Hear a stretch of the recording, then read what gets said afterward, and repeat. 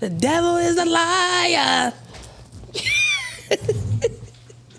I said the devil is a liar. Yeah, yeah, yeah, yeah. Victory. Yeah, yeah, yeah. Yeah, yeah, yeah, yeah.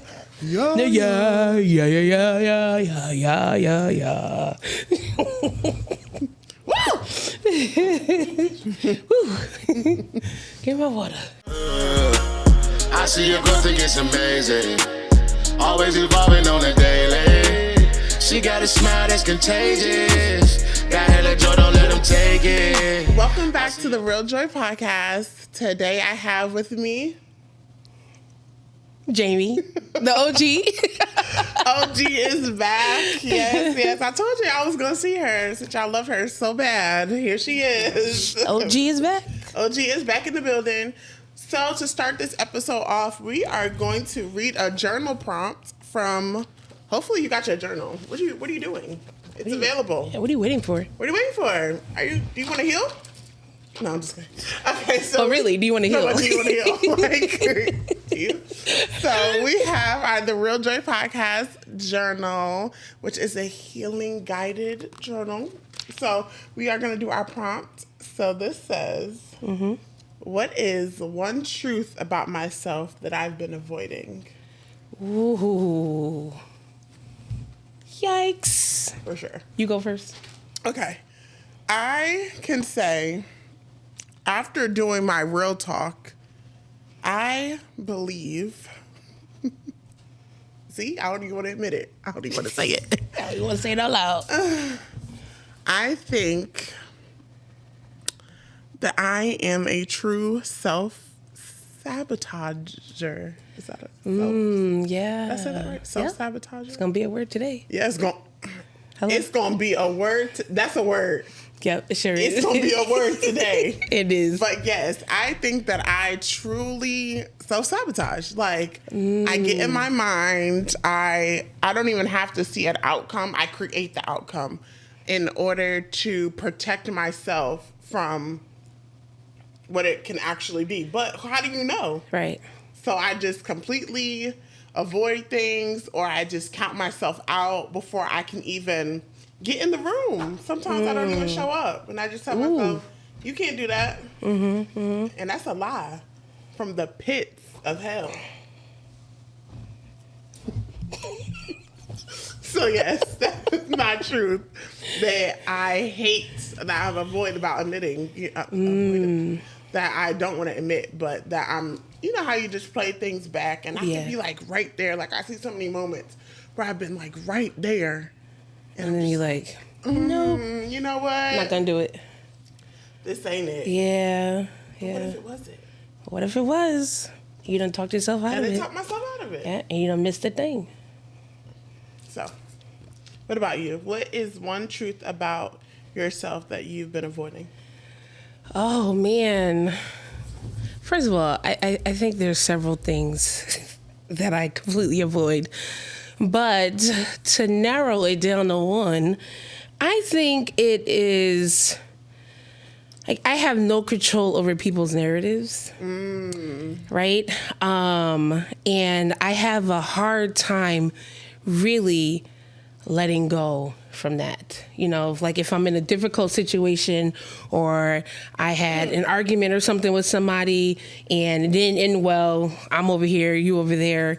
I have a hard time fully letting go because now they have their own version, their own perspective, their own narrative, and they're going to tell this person and that person and that person. And the fact that I don't have any control over that actually drives me insane. Yeah, like, what are you over there saying? What are you over there saying? Yeah, because people love to, like, spin things. They love to spin things. You think I'm a punk because I ain't no punk.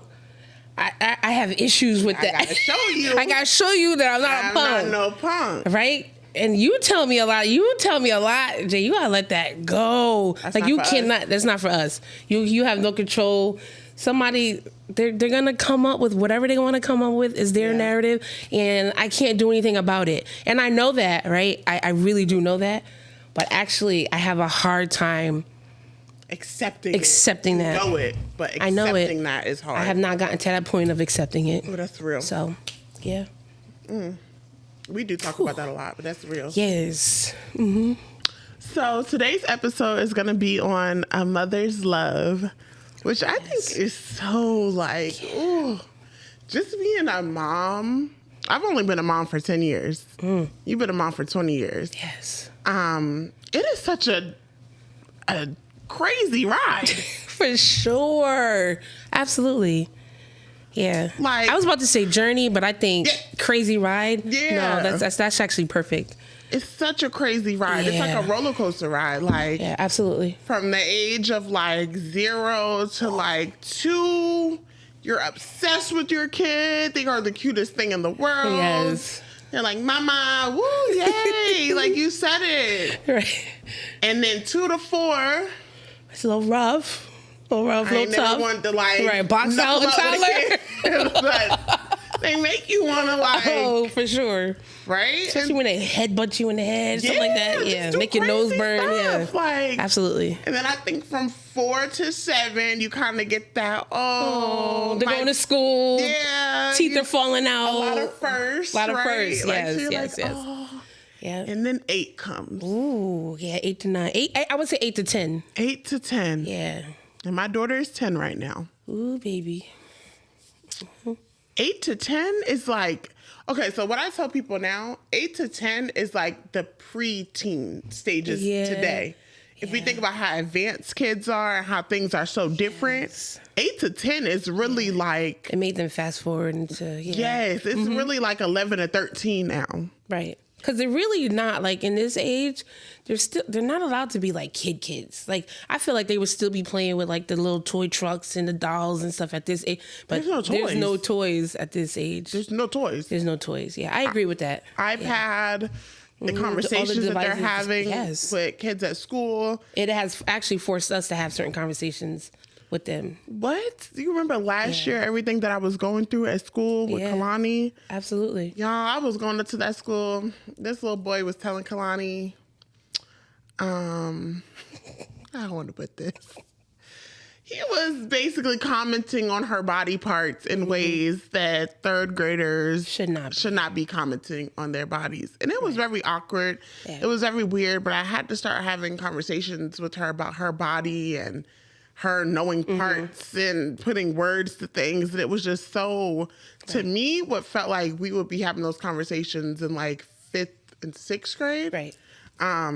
Had to have it sooner. Had to have it sooner in 3rd grade. Right. So motherhood is just, and I think it's like always this weight, because like I tell people all the time, when you're a mother, you realize like, I am raising someone that's going to be an adult and who's going to tell their side of things, right? Because everybody has a side. So you could be thinking that you're like doing everything that you need to do for them, that you're showing up for them, that you're doing it not perfect, right? Because nobody can be perfect. But you're thinking that you're pouring into them in these ways, and in their perspective, it could be a whole completely different thing. Yeah. Well, that's like what I mentioned in the previous episode that we did with Madison. Yeah. On mental health. Remember the therapy session I said we were in? Yeah. And she was just like, honestly, it's my mom's fault. You like? I was like, who? Look around. Well, who your mama today? It ain't me. I know not. Yeah. I'm like, nah, I've been here. I've been riding. And I tell you, that was like such a blow to me. I couldn't even focus. And then you can't even get angry, right? I can't, because that's your truth. That's her truth. So it's finding your way through. I want you to say your truth. Yeah. I want to support you through your truth. Right. But right now, your truth is hurting me. Your truth is killing me. I was like, what? And I had to explain that to my daughter because, you know, there's been times or moments where I've wanted to do something with her, or I'll say something to her, and she kind of will like shrug me off or just, you know, give me a reaction that may not be the warmest. And I tell her all the time, I want you to know that mommy is human too. Right. I have feelings, I have emotions, and like the same way you want me to be warm and gentle and loving with you, I'm looking for that in return as well too. So like we have to like take care of each other. Right. And I think a lot of times being moms, I think that it's often hard for us to advocate for ourselves in those moments because we're mom. We're moms. It's like, deal with it. Like, always. But I'm really trying to raise my daughter to understand that, like, no, you have to, the same way you want this respect, the same way you want me to speak to you, the same way you have to do that in return. Right. Absolutely. Like, so I think that is just such a balance. And being a mom, I think it's about finding that balance in general in life. I know a lot of people who, for me, yes, I am a mom first, but I never want to lose who I am to myself as well. Like, you don't want to lose yourself in motherhood. Yeah, like, and I think that is so huge because I've seen it done. Right. I think I talked about it in the podcast, maybe on the first episode. I think that my mom her whole life was just focused on being a mom, focused on being a mom. And when I got 18 years old, and when I got into a certain place, she was like, I've been your mom my whole life. Like, it's time for me to live now. And I'm like, well, you should have been living at the same time. Who told you to do that? Who said that? Because now it feels like this resentment. Where does that leave me? Yeah, because I had to sacrifice this. I had to do this. I had to do this. Yeah. So now you're an adult. Go live, and I'm going to live my life. And I hear a lot of people say that. They're like, I can't wait till my kids are this. I'm going to start traveling. I'm going to start doing this. I'm going to do that. I'm like, why do we feel like we have now? Why do we feel like we have to put our life on hold and like be this like strong, like, no, like, live I remember now. when I got pregnant with Madison, I was like 23, 24. And one of my friends at the time, she said, oh, man, when I told her I was pregnant, dang, that sucks. Your life is over. I said, not over. I said, oh, over? And I actually, I was so mad at her. Yeah. I actually did not talk to her for a very long time. Yeah. Because I'm actually like still going through all the emotions, right? I'm like, okay, I'm actually pregnant. Like, trying to figure that out, right? And then for you to tell me that my life is over. But absolutely not. Absolutely not. Absolutely I have friends like that too. Like, they'll be like, I don't know how y'all moms do it because I'm not doing that. I'm not putting my life on hold to take care of somebody and and I'm just sitting there like, right. like I just could not do it. Like, kudos to you because I want all my money, I want all my time, I want all that. I'm like, okay, I get it. But I also just feel like motherhood is not like this 18-year sentence. No. Where you have to put yourself on the back burner. Absolutely not. And now I just got to lock in and like, you can still find life. There's balance. There's balance. There's balance, yeah. You can still become who you want to be. Right. You can still do everything you want to achieve. Accomplish your goals. Yeah, absolutely. While being a mother. Same time. So I just think that I think we're true. I think we're examples of that too. For sure. Yeah, absolutely. I definitely think that. And I think that the kids, when they come to the studio, we often say at times, they don't get it. They don't understand. Yeah. But I can't wait until they get to an age where they can appreciate it and they can look back and they can be like, wow, like we watched our moms literally like own their own business. And like we saw it from the beginning to where it is now. takes us, God willing. Right. But yes, so I want to touch upon, sorry to interrupt you. No, you're good. Back when you just said that you have to remind Kalani that you have feelings too, and even though I'm your mom, I still have feelings, because kids actually bully their parents. Especially girls. Yeah. That dynamic is like so interesting, I feel like. Yeah. It's like, and I feel like we try to be so soft and loving and understanding, and there's times and you're just like, yo, what? Right? Whoa, I was being really soft. And they're just like, like the other do day, not care. Yeah, the other day, perfect example. I was, doing my hair and I was spraying this like leave-in conditioner in my hair, and Kalani was sitting on the couch, and I was like, "You want mommy to spray some in your hair?" She was like, no. And I was like. So I'm not gonna lie, the pettiness in me. I said, okay, well, if you want crunchy hair, you can have crunchy. She's like, my hair's not crunchy. It is now because why are you trying to play me? Right. And I'm just like in that moment, I'm like, no, they do. What did I do to you? They like, do. Yeah. I'm sitting down. Look, I don't even like wrestling. We got wrestling on the TV because that's what you want to watch. I really want to be upstairs in my bed. Right. I'm trying to do this little mom daughter. Yeah. Why you got an attitude? Right. I have two. I have two. I have the 6-year-old bullies me. The 20-year-old bullies me.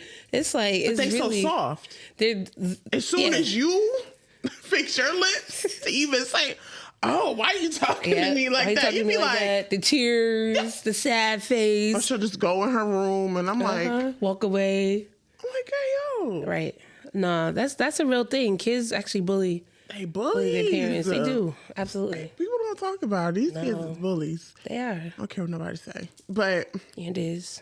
when you talk about motherhood, I often think of times a lot. So, like, I know this is like a reoccurring. I lost my mom at an early age. So when I talk about mothering, a lot of times I try to do it from the lens that she mothered me with, through. And how do you feel about that? Do you feel like that's like a positive thing? Like, how do you feel like when it comes to mothering? Do you do it the way that your mom mothered you, or have you found like your own spin to it? Yeah, I do find that I do a lot of what my mom did with us. Probably most things that I do, right? Even the things I did not like, right, that I actually have made sense of or find the value in. I definitely parent the way my mom, even the way, she woke me up in the morning, woke me and my brother. She had this little song, good morning, good morning. I may not sing this song, but I'm very soft with my kids and waking them up in the morning, like very gentle, low voice. I'm all about experiences and the time. I try to be intentional with my time in the house with them, and because that's what my mom did. Yeah. And I think we have to be aware, too, of the way our parents parented us through their trauma. So I feel like, yes, there's some great things that I have taken from my mom, some valuable lessons and really, good things. And there's some not so good things. Yeah. Because it was coming through her trauma. She parented us through some of her trauma. Yeah. So I think we have to be really aware, because I think that's how we break generational curses. Yeah. And there are lots of generational curses that my mother intentionally broke, right? Because she was... About that the other day. We were just talking about that the other day. Yeah. Right? Stuff that her mom did, she did what, what she, the best she could with what she had, right? But it was through her trauma. Yeah. Passed on to my mom. My mom was and she spoke about that when we were kids. My mom was very open. Yeah. She spoke about that. No, I'm breaking this.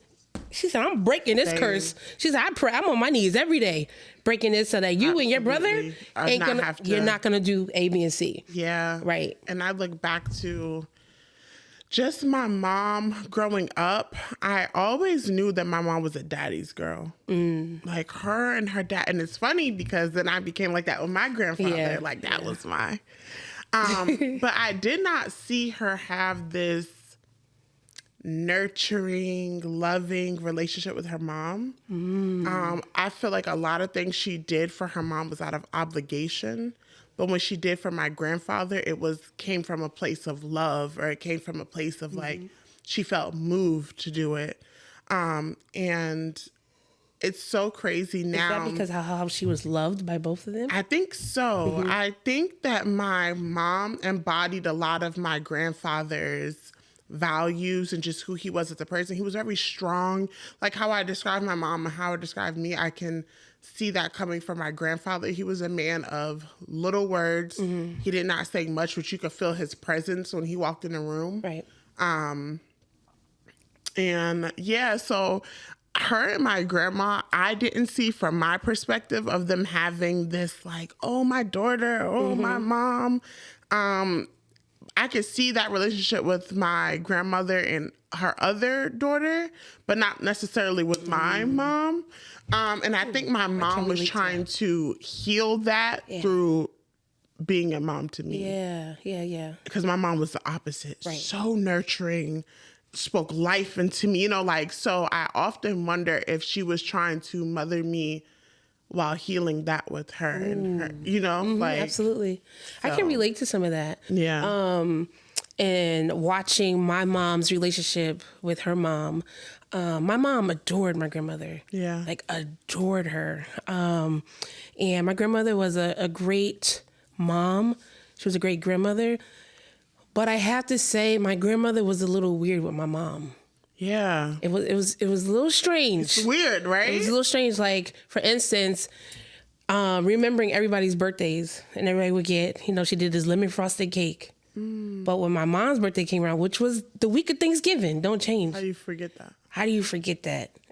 My mom wouldn't get the phone calls. And this was as an adult, so I don't even know, like, childhood. As a child, what that looked like. Exactly. But as an adult, she would, like, forget my mom's birthday, or my mom wouldn't get the cake. Which is crazy you say that, too, because I remember my mom always talking about how she didn't get a birthday party because her birthday was right before school started. So it was, like, almost in her head, like, she made an excuse of why she didn't get a birthday party. Right. So that's just so weird. But what they did with that as mothers, I think, like you said, my mom was very intentional. Yes. And like had these conversations with me at an early age. Like, no, we're doing this because of A, B, and C. No, in this house we say I love you when we go to sleep. You're not going to bed angry. Yep. You apologize. Yeah.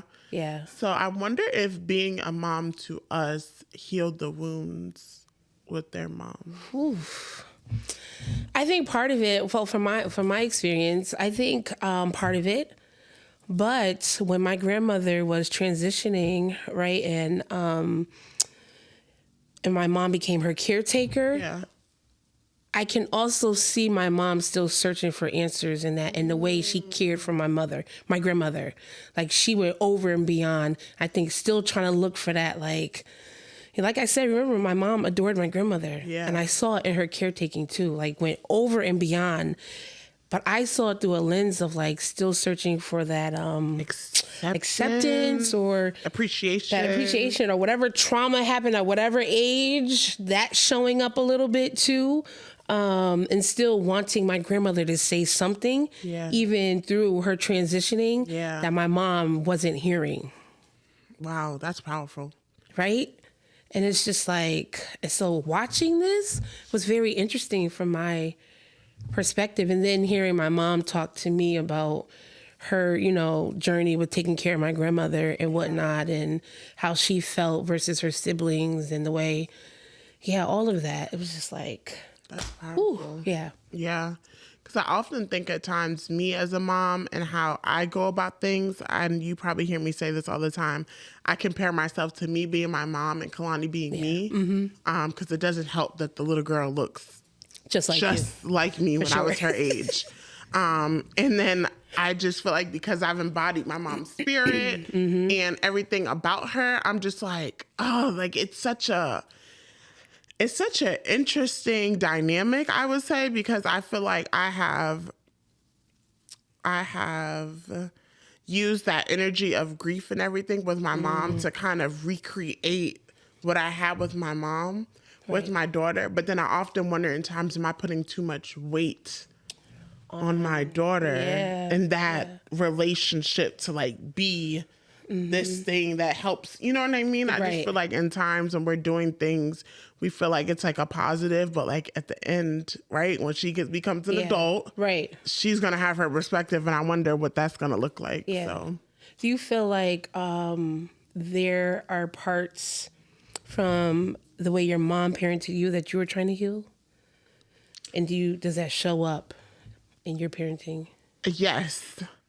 Oh my gosh. And the biggest thing, we've talked about this, and I remember I like broke down in tears at your house. I don't even know if you remember this, but my mom, being a single mom, she often needed breaks and she needed time. So I remember like being at family members' house who like, they weren't trying to hide the fact that they wasn't trying to babysit. Right. So I remember like always being around, being the only kid. So like whether it was my grandma watching me, my aunt watching me, somebody watching me, I felt unwanted there, and I felt like they didn't want me. So I would try to like make myself so small and not speak, not like I would take up a tiptoe lot to of the space. bathroom. Yeah. I would like be invisible almost. So like I wasn't a bother. I wasn't a nuisance. Right. And I remember going back to my Aunt Chris, that episode when she was letting me stay at her house. Yeah. One day I like came here. She was like, I can never tell when you're like in my house. Like I can't tell when you're here. Like Who used to say the same thing? you, like, it's like I would just sit in one spot. I didn't want to be in the way. I would like tuck myself away. And she was like, even when she went in the room she was like, everything was put back. Like I was never there. Yes. She's like, I can't even tell. Like, are you staying here? Right. Like I said, you can stay here. Like, and I'm like, yeah. She's like, you put everything back as if like you were just even there. never here. And I think that comes from being a child and just knowing, like, I would hear my grandma on the phone, yeah, she brought this girl over here again and I got to take care of her and blah, blah, blah. So it's like, okay, like, I don't want to say anything. I don't. Right. Let me be almost invisible. Yeah. It was like that. Yeah. It was like that at my house too. When you came to stay with us, all of a sudden you would just tiptoe off. And I remember, we had Christmas or whatever and people would be like, where's Ev? I was like, she disappeared. Ev went upstairs. She's fine. She's fine. And I was like, yeah, she'll reappear. She may not. But all of a sudden you tiptoe upstairs. So I think I have this guilt when it comes to Kalani being somewhere. My daughter knows she can go and stay over somebody's house. She can text me at 2:00 in the morning and say, hey, Mom, can you pick me up? And I'm like, out my sleep, like, because I don't want her to be somewhere and embody that feeling of like not wanting to be there. I don't know how to explain it because it's not the same, because sometimes she chooses to be there. But I think I do parent from that trauma, Yeah. So that's like one of the examples I can think of. Right. How do you how do you break that trauma? How do you, I know you're not there yet, but I guess rhetorical question, or you can answer if you're trying to. Yeah, I think that often in times I have to, see, kids, kind of like what we said back to the bullying thing, kids are smart. They're very smart. And even though they don't know exactly what they're doing, they run on patterns, right? Yeah. So I feel like once my daughter realizes that, she uses it to her. Yeah. I know my mama gonna come get me. I know my mom's gonna come get me. And it almost becomes like this control thing, I feel like. Definitely. And sometimes I have to or like this power dynamic struggle, I feel like. So I really am trying to be better about that. Like if she goes to someone's house, I have a sit down talk with her, like, listen, you're making this decision. Like think of all that goes with that. Like, and I will make her commit to that decision. Like if you're going to stay over here, like that's going to be, and I'll see you in the morning. Right. Unless an emergency, you know what I mean? But it can't just be, oh, I changed my mind. Right. So just talking to her about commitments, I feel like that's huge. And I'm trying to like work through that with her. Right. So. Yeah, I see it. I definitely see it. Yeah. And I think sometimes I struggle too with my boundaries with that. Because so often like for instance, Super Bowl. Yeah. I knew you needed a break. Yes. I knew Kalani was sick, like sick, right? But she had gotten to the point, medicines, and she was doing better. She wasn't 100%, but she was doing better. But I knew you needed a break, right? Yeah.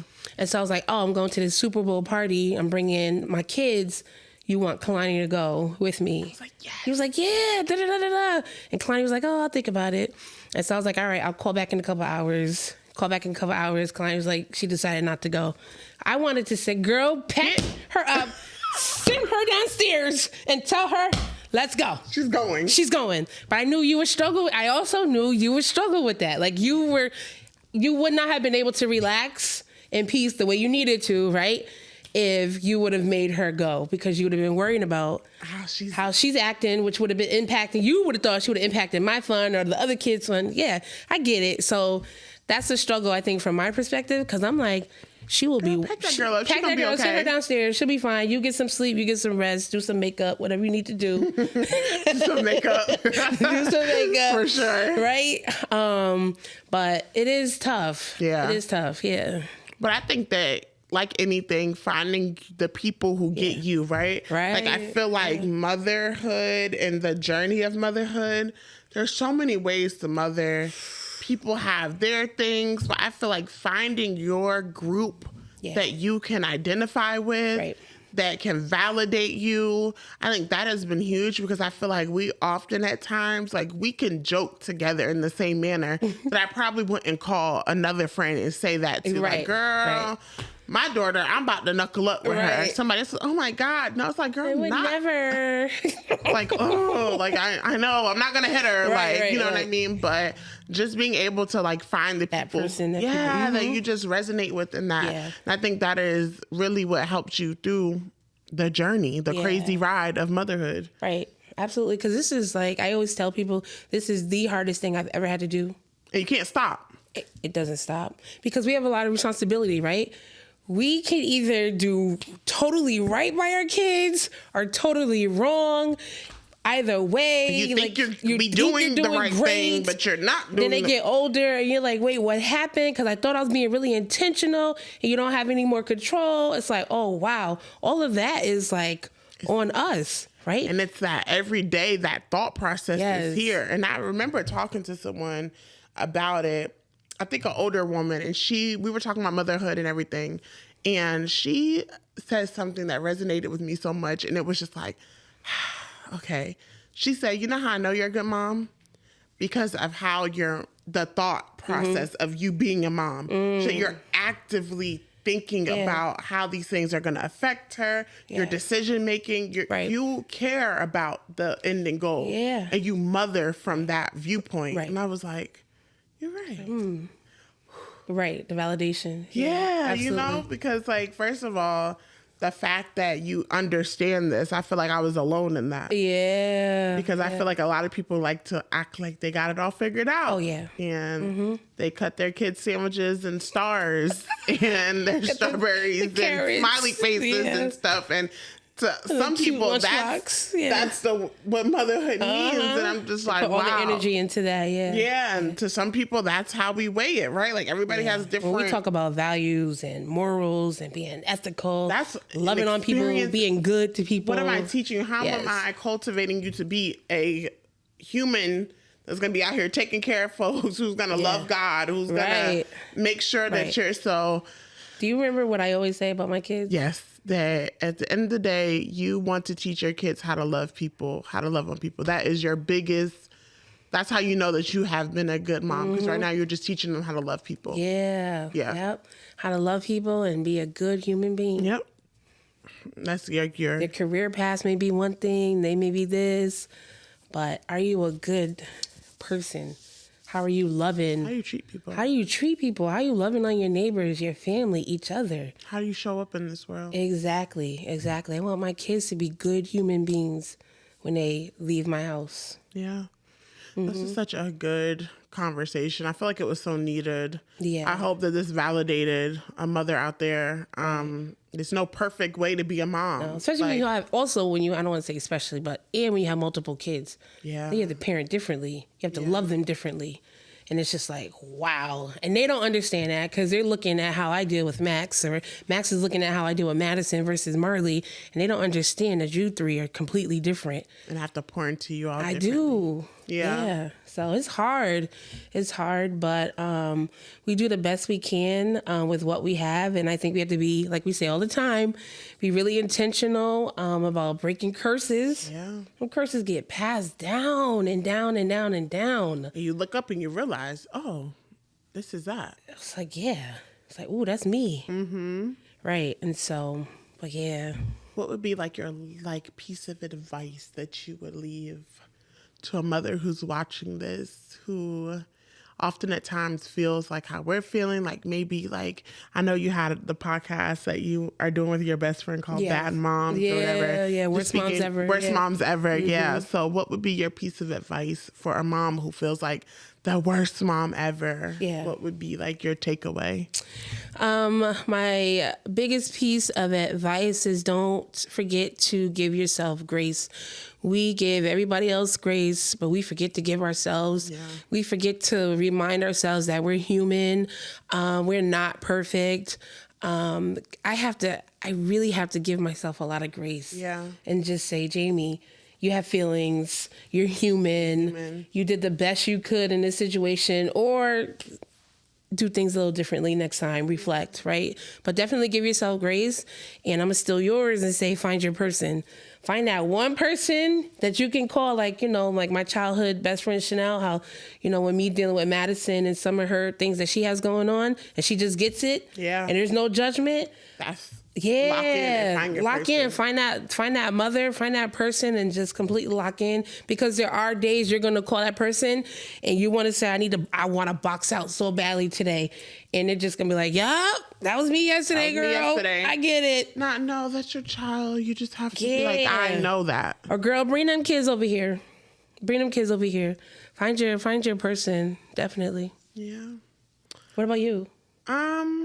For me, I would say find your person, and also too, don't be afraid to step away in moments where you don't have the answers, in moments where it feels like I find myself sometimes just taking a break, or I'll tell my daughter, I might not have the answer for that right now, but like give me a moment, and just being okay with not always knowing, right? Like I don't try to like just give her or like pretend. Sometimes like mommy doesn't know right now, but let me. And I'll come back to you with That's that. a good one. Yeah. That's a good one. Yep. So, yes. But make sure that you guys go ahead and get your downloadable version of the podcast journal. If you go on my Instagram, it is right there in the bio. It's a link right there, so you can purchase it. It's really good, guys. It's yes. really good, yeah. And for right now, it is $8.99, but that's an exclusive price because at some points it will not be $8.99. The price is going up. So thank you so much for being here for another episode of the Real Joy Podcast, and we'll see you again soon. Bye. Thank you so much for tuning in to the Real Joy Podcast. I hope today's conversation brought you closer to finding your own joy and left you feeling inspired. Don't forget to subscribe so you never miss an episode. If you like what you heard, share it with your circle. It might be just the thing they need. Let's keep growing, glowing, and finding joy together. Until next time, take care of yourself and remember to keep it relaxed, relatable, and real. See you soon. I can see you making moves. The chosen one, we steady choosing you. She dope as hell, but she a leaver too.